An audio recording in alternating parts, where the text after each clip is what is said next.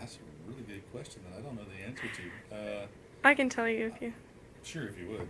Okay, so bilingual education is when students who are English speakers of other languages receive education not only in English, but they also receive it in whatever their home language is. Well, I think of it as any education that involves multiple languages, primarily in the context of like ESOL, so students learning English as a second language. At least in our country, I would say that's probably the most common bilingual education.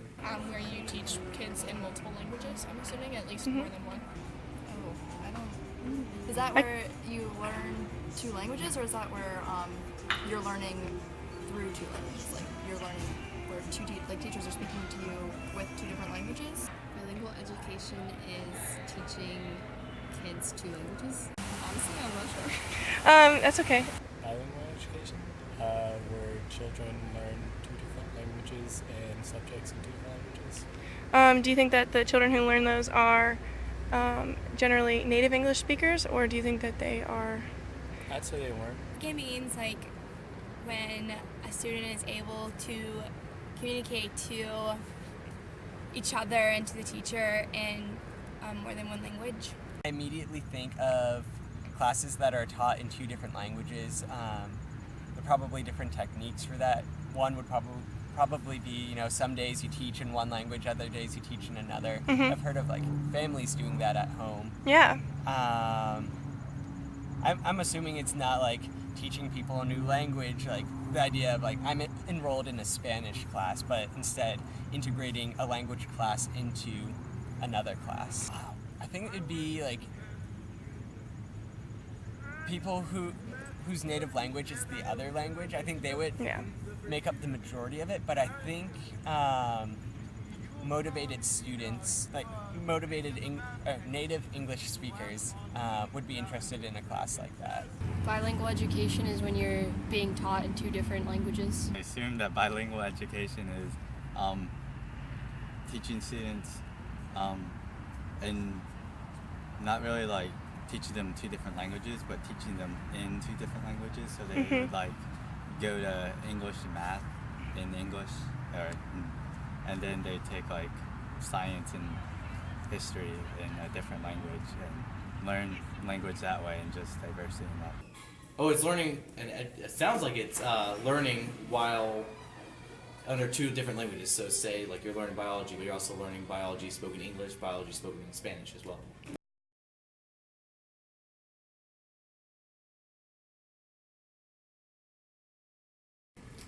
English.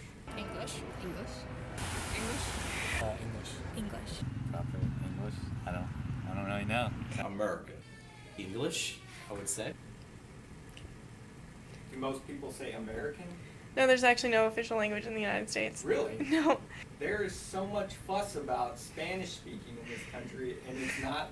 There's no official language. Yeah, exactly. Well, We don't have one. There is none.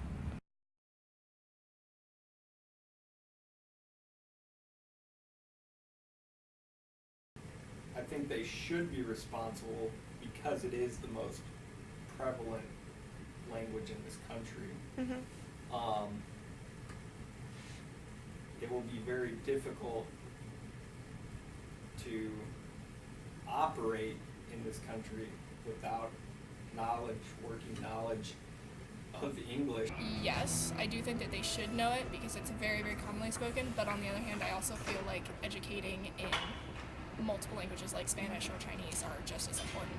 I think they should because our country doesn't have a specific language, so they need to coordinate for all languages. I don't know if they should be required to by law, but I think that it's something important that people should learn growing up in the United States. It's an important part of everyday life. I'd say it probably depends. probably depends. Because if you have a lot of students that speak a certain language, then it'd probably be a good idea. I think it benefits them to know English in the country. So I'd say yes, because they wouldn't be doing them justice if they didn't teach them English. I think so, just so you have the ability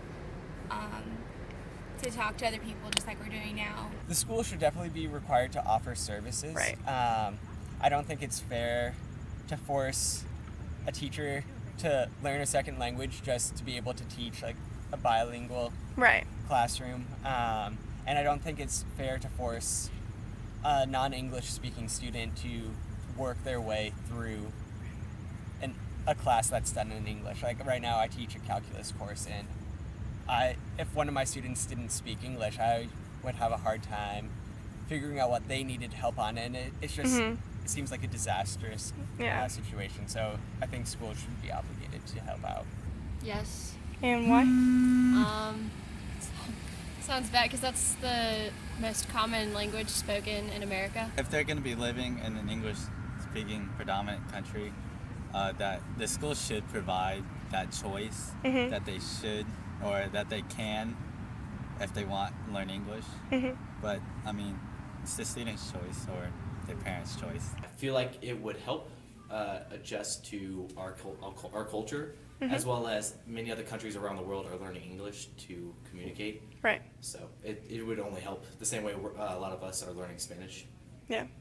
So like you're fine with your tax money being used for that. Tax money, do you mean? Well, where does public? That's where public. That's true. See, that's a tough question because like to my knowledge, we don't have an official like U.S. language. That's my next question. So I don't think we can legally obligate foreign speakers to have to take. Oh, that's so. Sorry. No. It's a really. It can be right. It's really tricky because if you think of it that way, but if you think of it maybe if a school has a student who doesn't natively speak English, should they be required to offer services? The school should definitely be required to offer services.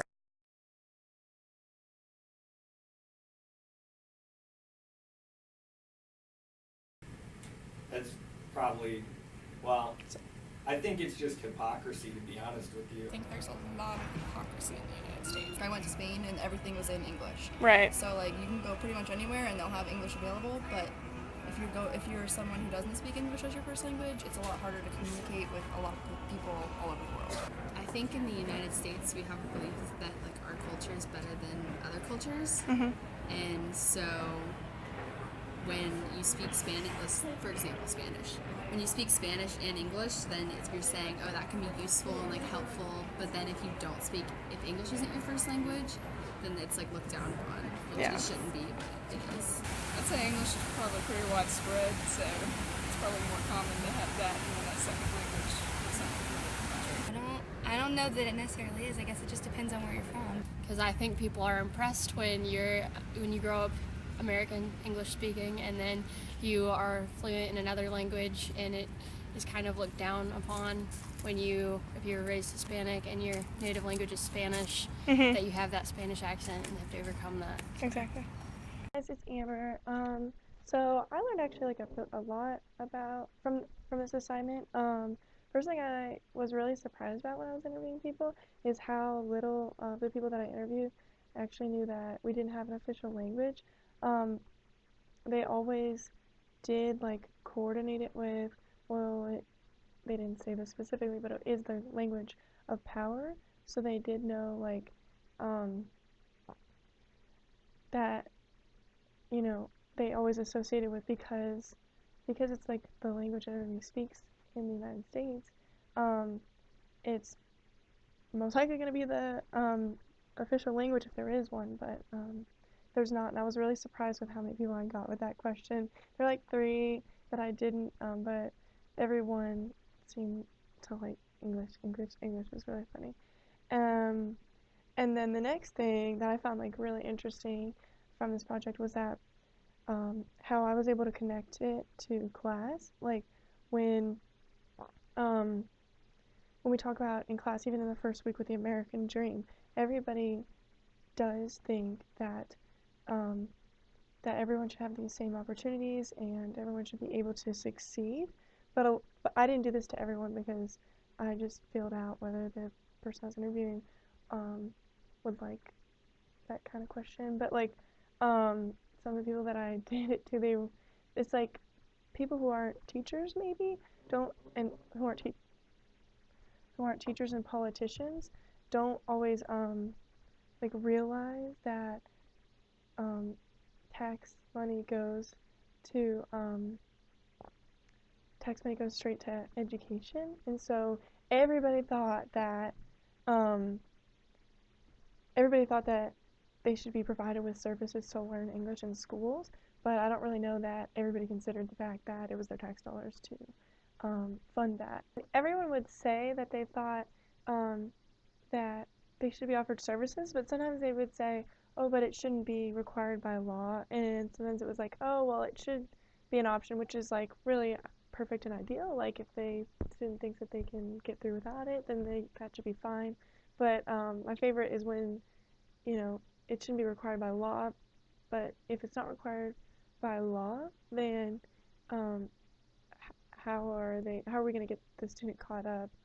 I just think a lot of times people are out of touch with reality in policy and education, and I just found that extremely interesting.